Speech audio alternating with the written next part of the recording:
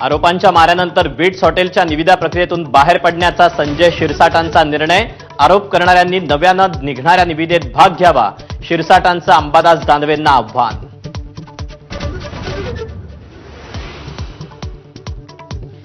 निवडणुका असल्यानं घाईघाईत निकषात न बसणाऱ्या लाडक्या बहिणींना पैसे दिले, अजित पवारांनी केली चूक मान्य, पण वर आता कारवाई करून काय फायदा, अजितदादांचं वक्तव्य।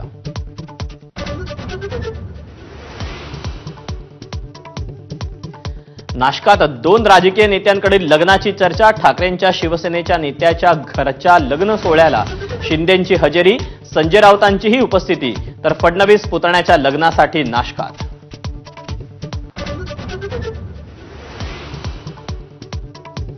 स्थानिक स्वराज्य संस्थांच्या निवडणुकीसाठी प्रभाग रचना पूर्ण करा, निवडणूक आयोगाची राज्य सरकारला सूचना। सरकारही याच आठवड्यात प्रभाग रचना सादर करण्याची शक्यता।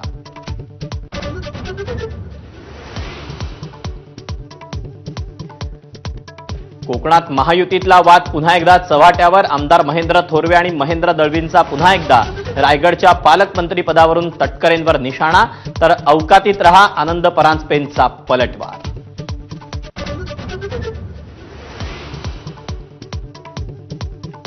महाराष्ट्र एटीएसचे मुंबई ठाण्यातील 15 ठिकाणी छापे। 2002-2003 मधील मुंबईतील स्फोटाचा दोषी साकीब नाचनच्या घराचीही झाडाझडती, 2 जणांना अटक तर 10 जण ताब्यात।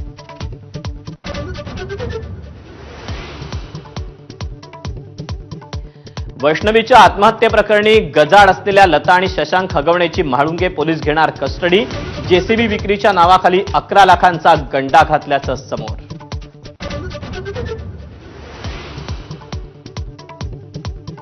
संभाजीनगरमधील फुलंब्री तालुक्यातल्या विवाहितेला मारहाण प्रकरणी पतीसह 6 जणांना अटक। एबीपी माझानं बातमी लावून धरल्यामुळे पोलीस तपासाची चक्र वेगानं फिरली।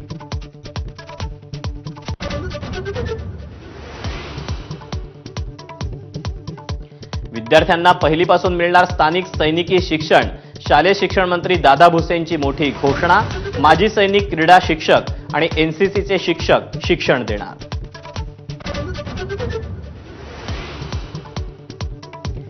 ईशान्य भारतातील पुरात मृतांचा आकडा 34 वर। सिक्कीम आणि मेघालयात अडकलेल्या 1,500 पर्यटकांची सुटका करण्याचं काम सुरू।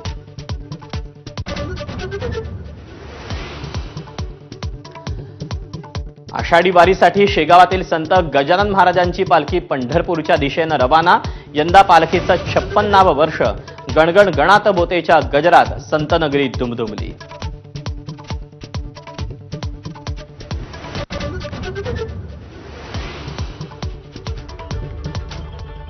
नमस्कार, मी दीपक पळसुले। संध्याकाळचे 7 वाजता आहेत। महाराष्ट्र देशामध्ये आपल्या सगळ्यांचं स्वागत। दिवसभरातल्या सगळ्या महत्त्वाच्या